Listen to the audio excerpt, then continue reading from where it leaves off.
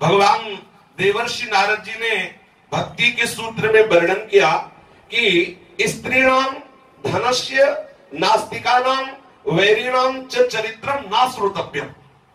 उन्होंने कहा कि स्त्री का, धन का, नास्तिक का और वैरी का ये चरित्र ही नहीं सुनना चाहिए।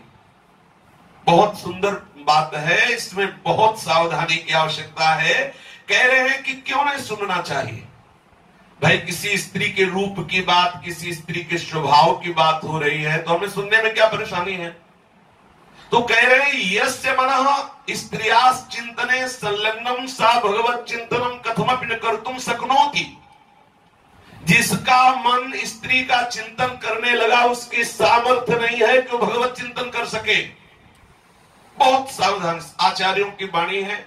यदि हम सिद्धांत को सुनेंगे, पूज्य पंडित गया प्रसाद जी महाराज से किसी ने प्रश्न किया कि बहुत सत्संग होते हैं और बहुत भगवत कार्य होते हैं लेकिन भगवत भाव रहित देखा जाता है, तो पूज्य बाबा ने कहा कि खूब साधन भक्ति का करो लेकिन आप असाधन असद आचरण यदि करते रहोगे तो कभी अनुभव नहीं होगा आपको।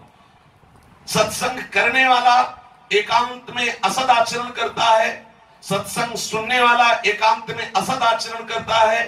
बाहरी साधन भक्ति का और आंतरिक एकांत में उसके असद आचरण बिल्कुल अनुभव नहीं होगा।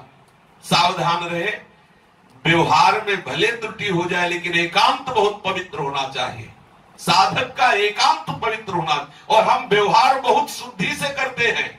व्यवहार में हर वो लक्षण दिखाएंगे जिससे सबको लगे कि हम त्यागी महात्मा है, लेकिन एकांत में हम विषय सेवन करते हैं, इसी से हमें भगवद आनंद का अनुभव नहीं होता। तो हम एकांत पवित्र कैसे करें? तो कह रहे हैं कि यस्य मना स्त्रिया चिंतने संलग्नम, जिसका मन स्त्री के चिंतन में संलग्न है, सा भगवत चिंतनम कथमपि न कर्तुम शक्नोति, वो किसी भी तरह से ऐसी सामर्थ्य नहीं प्राप्त कर सकता कि भगवत चिंतन कर सके, क्योंकि बहुत बड़ी महिमा है स्त्री शरीर की। जब भगवान ब्रह्मा जी ने मरीचार्य महापुरुषों को, बड़े बड़े ऋषियों को प्रकट किया सृष्टि बढ़ाने के लिए, तो जो प्रकट हो वही कहे हम तो समाधि में बैठेंगे। सनक सनंदन सनातन सनत कुमार बोले पिताश्री आपकी आज्ञा पालन हमसे नहीं हो सकती, हम तो भजन ही करेंगे। ब्रह्मा जी बड़े चिंतित हुए, एकांत में भगवान का चिंतन करके प्रार्थना की कि सृष्टि तो बढ़ ही नहीं रही।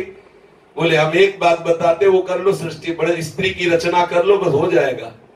बड़े बड़े भजनानंदियों की भजनमयी वृत्ति को परिवर्तित करके सृष्टि के कार्य में संलग्न कर देना, ये इस स्वरूप की महिमा होगी, ये भगवान की ही रचना है। तो जिसका चित्त यस्य मना स्त्रिया चिंतन संलग्नम सा भगवत चिंतनम कथमपि न कर्तुम शक्नोति।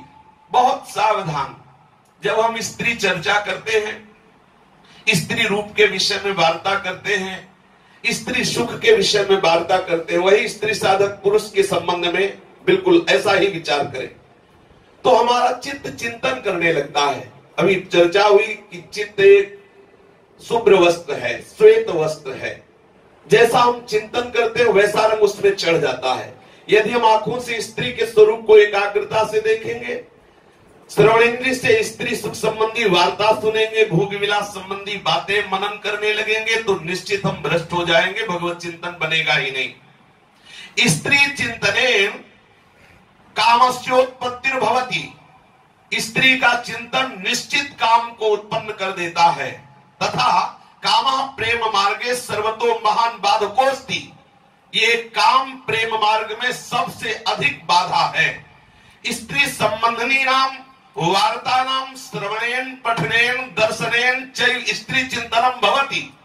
जब स्त्री संबंध से हम कोई वार्ता करते हैं, स्त्री संबंधी वार्ता श्रवण करते हैं, स्त्री संबंधी वार्ता पठन करते हैं, स्त्रियों को देखते हैं, तो चैव स्त्री चिंतनम भवति, तो उसका स्त्री चिंतन बनने लगता है। और जिसका स्त्री चिंतन बन जाता है तो बोले भगवत चिंतनम कथमपि न कर्तुम शक्नोति, वो भगवत चिंतन नहीं कर सकता। अतः साधकस्येद मुचितम यत्स स्त्री विषयकम वार्तालापम न कुर्यात्, उचित है कि साधक को स्त्री संबंधी वार्ता बिल्कुल नहीं करनी चाहिए। स्त्री संबंधी वार्ताम गानम वा न श्रुणुयात्, स्त्री संबंधी कहीं वार्ता हो रही हो, नहीं सुनना चाहिए। स्त्रियों के द्वारा गान हो रहा हो, नहीं सुनना चाहिए।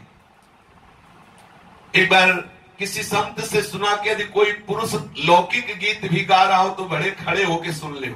एकदम निषेध है, पर अगर सुन भी लिया तो ज्यादा फर्क नहीं पड़ेगा। लेकिन यदि स्त्री मधुर वाणी से गा रही हो, हाव भाव प्रकट करे, बिल्कुल मत देखना, भ्रष्ट होने में संशय नहीं है।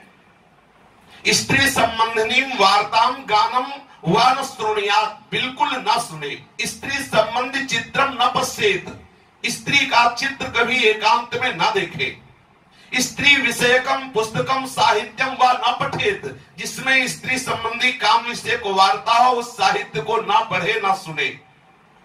ईदृशम नाटकम चलचित्रादिकम चा नावलोकयेत, चलचित्र सिनेमा आदि नाटक आदि जिनमें ऐसी हाव भाव प्रकट करने वाली अभिनेत्री आदि है, उनका दर्शन न करे।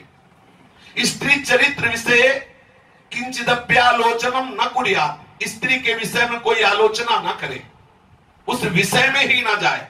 स्त्रीणाम संबंधे निबंधादि न लिखेत, स्त्री के संबंध में कोई निबंधादि न लिखे। स्त्रीणाम मध्य न तिष्ठेत, स्त्रियों के बीच में न बैठे। तथा स्त्री भी सहा अनावश्यकम न संगच्छेत, स्त्रियों के संग में अनावश्यक न चले। ये साधका गृहस्थाः स्युस्तैरात्मनो विवाहितां पत्नीं विहाय यथा संभव मन्यासाम स्त्रीणाम संपर्कात् स्वात्मा रक्षणीयः। जो साधक गृहस्थ है, स्युस्तैरात्मनो विवाहितां, वो अपनी विवाहिता पत्नी के सिवा यथा संभव मन्यासाम स्त्रीणाम संपर्कात् स्वात्मा रक्षणीयः, वो अपनी रक्षा करे कि किसी अन्य स्त्रियों से किसी भी तरह का संपर्क न करे।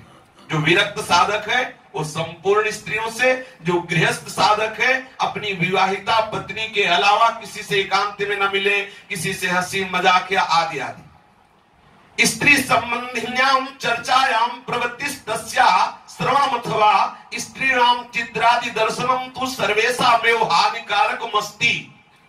स्त्री संबंधी चर्चा, स्त्री संबंधी कथन चर्चा करना या श्रवण करना या चित्र दर्शन करना, ये सब साधक के नाश का कारण है।